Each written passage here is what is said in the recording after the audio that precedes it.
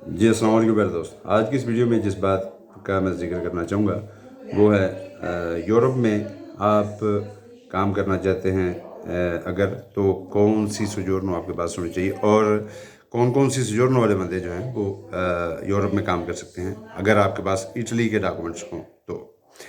देखिए, सबसे पहली बात तो ये है कि आपने अगर यूरोप के किसी भी कंट्री में काम करना है, आपके पास अगर इटली की कार्ता दी सोजोर्नो लुंगो पेरिडो वाली, ठीक है, अगर वो है तो तब आप हकदार हैं इस बात के कि आप जो हैं किसी यूरोपियन कंट्री किसी और में जाके काम कर सकते हैं, जैसे कि जर्मनी, फ्रांस, ये वो जितने भी यूरोपियन यूनियन के जो कंट्रीज़ हैं। लेकिन अभी देखना गया है कि उसमें आपको जो है करना क्या होगा, कौन से डॉक्यूमेंट्स जो हैं वो रिक्वायर है। देखिए, सबसे पहली बात तो यह है कि कार्ता से जो होनी चाहिए, अगर लबोरो सुबर्दिनातो वाली है तब भी, या ऑटोनोमो वाली है तब भी, अगर आपकी सोजोर्नो जो है सुसीडियारिया है तब भी लुंगो पेरिडो वाली चाहिए, अगर अजीलो पोलिटिको है तब भी लुंगो पेरिडो वाली चाहिए।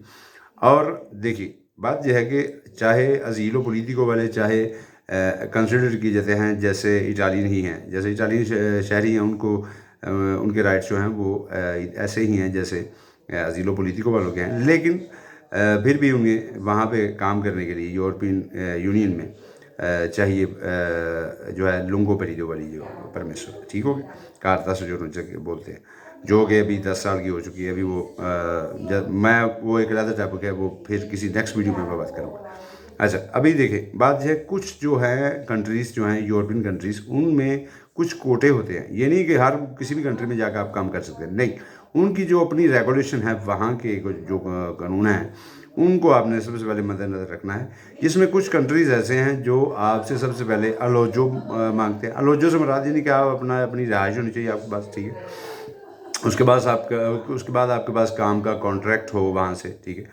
और कुछ ऐसे कंट्री हैं जिनके पास जो ऐसे हैं कंट्री जिन्होंने एक स्पेसिफाई जो जॉब्स हैं वो रखी हुई है कि आप फ़लाँ सेक्टर में अगर आप काम करते हैं तब आप हमारे कंट्री में काम करके अपने डॉक्यूमेंट्स को चेंज करवा सकते हैं, ठीक है।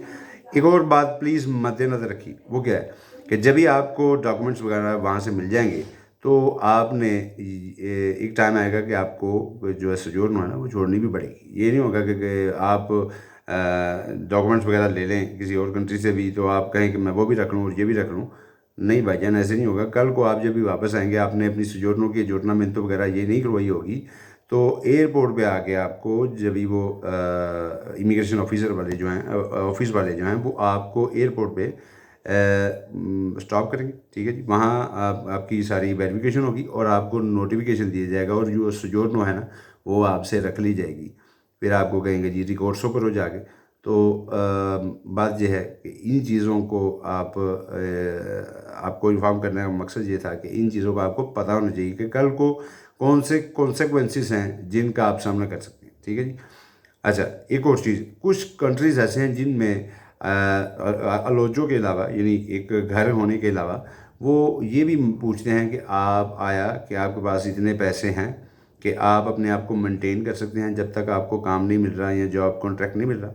तो ये हर यूरोपियन कंट्री के हर कंट्री के अपने अपने अलहदा कानून हैं। ये नहीं कि जर्मनी में है ऐसे तो हर मुल्क में ऐसा होगा, नो।